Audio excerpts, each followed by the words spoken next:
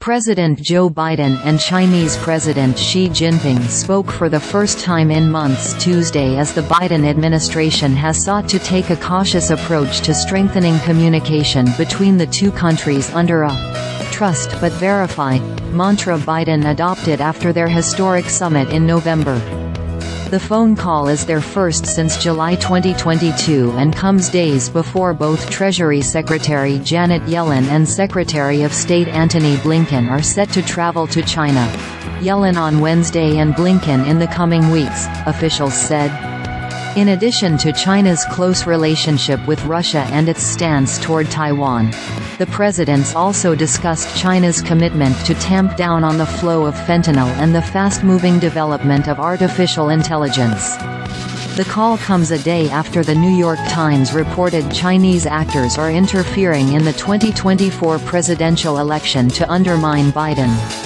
It's unclear if the report was addressed in the call. A White House official told reporters the U.S. doesn't ever really take the Chinese at their word when they say they will or will not do something. When asked by a reporter on a press call previewing the discussion about Xi's pledge in November not to interfere in the election, adding, "It is about verifying," as the president says. The call comes as former Taiwan President Ma Ying-jeou is visiting China, where he's expected to meet with Xi next week, Reuters reported, citing anonymous sources. Chinese military maneuvers in the South China Sea, designed to intimidate Taiwan, have heightened tensions between China and the U.S., which provides military support to Taiwan.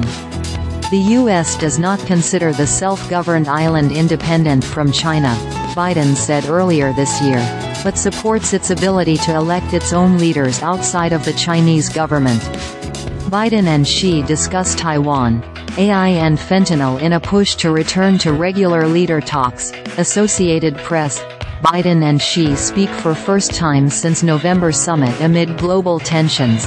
CNN. Biden says China has real problems on the eve of meeting with Xi, Forbes.